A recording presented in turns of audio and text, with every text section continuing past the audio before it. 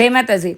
આગળના દિવસે અમે ભગવાન બદ્રીનાથના દર્શન કર્યા। તે દિવસે ત્યાં વાતાવરણ ખૂબ જ ઠંડુ હતું, એટલે મારી તબિયત થોડી ખરાબ થઈ ગઈ। તો મેં મારી દીદીને ઘસીને ના પાડી, દીદી મારે તાજમહેલ જોવા કે લાલ કિલ્લો જોવા નથી આવવું, કારણ કે હું 2 વાર જોઈ આવી છું। તો મારી દીદી કે તું જોવા ગઈ ત્યારે હું તો તારી હારે નહોતી ને, તારે આવવું જ પડશે। અને મારી દીદી મને પરાણે ઢસડીને લઈ આવી। અમે લાલ કિલ્લાની અંદર પ્રવેશ કર્યો। પ્રવેશ કરતાની સાથે હું દીદીને ત્યાંની ભવ્યતા અને ત્યાંના ઇતિહાસ જણાવી રહી છું। અમે કોઈ ગાઈડ નથી રાખ્યો, પણ મેં જોધા અકબર નામની આખી સિરિયલ જોઈ છે અને થોડું ઘણું વાંચન છે કે બાદશાહ હુમાયું, અકબર અને સલીમ વખતની ત્રણેયની કહાની હું મારી દીદીને કહેતી હતી। અને મારી બેનની હારે હું વાત શેર કરતી હતી કે બેન તું વિચાર કર, આપણા દેશના મહેલ પેલેસ તું જો, મોગલ શાસન વખતના કોઈ બાદશાહના હોય તોય ભલે, કે આપણા દેશના કોઈ રાજાના હોય તોય ભલે, કેટલા ભવ્ય છે। અને વિચાર કર અત્યારે ખાલી છે, આ લોકશાહી છે એટલે હવે ગવર્મેન્ટ આનું ધ્યાન રાખે છે, પણ આ ખાલી છે તો એટલા સુંદર છે, તો જે તે સમયે પડદા અને એના ઘરેણાને એને સજાવેલા હશે ત્યારે કેવા હશે એમ।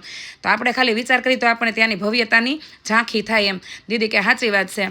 તો આગળ અમે વધતા ગયા અને ઘણા એવું કહેશે કે તમે એટલા બધા મોગલ શાસનના વખાણ કરો છો તો એ વસ્તુ તમારે ગલત છે ને, આમ છે ને તેમ છે। ભાઈ ગમે એટલા ધમપસાડા કરશો, પણ દેશની અંદર 800 વર્ષ સુધી મોગલ શાસન હતું, આ વાત બદલવાની નથી। કારણ કે મેં તાજમહેલનો જ્યારે વિડીયો પોસ્ટ કર્યો ને ત્યારે કોકે લખ્યું હતું કે પ્રેમનું પ્રતિક તાજમહેલ નથી, વૃંદાવન છે। એટલે ભાઈ વૃંદાવન એ છે, પણ તાજમહેલ નથી તો ન જ કહી શકાય ને, કારણ કે ભારત દેશની અંદર આ સુંદર તાજમહેલ છે, વિદેશીઓ પણ ટિકિટ લઈને જોવા આવે છે। તો આપણા દેશની અંદર આટલા સુંદર પેલેસ છે, આટલા સુંદર મહેલો છે, આટલા સુંદર વિશાળ મંદિરો છે, તો એ દેશની ગૌરવ કરવાની વાત છે। આમાં કોમવાદ કરવાની કોઈ વાત જ નથી। દેશમાં શાંતિની જરૂર છે, બરાબર? એટલે કોઈએ કોમવાદ કરવા માટે કોઈ ગલત કમેન્ટ કરવી નહીં, પ્લીઝ। તો હું મારી દીદીને આ ઇતિહાસ કહેતી આગળ વધતી હતી તો મારા જીજાજીએ ડબકું મૂક્યું, તો તને એટલી બધી ખબર છે તો આ દીવાને આમ ને દીવાને ખાસ એટલે હું?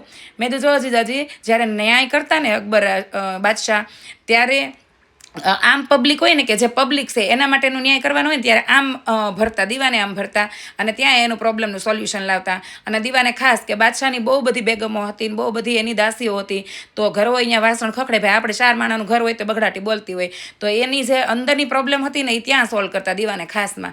તો જીજુ કે હા તને તો બહુ બધી ખબર, મેં ખબર જ હોય ને।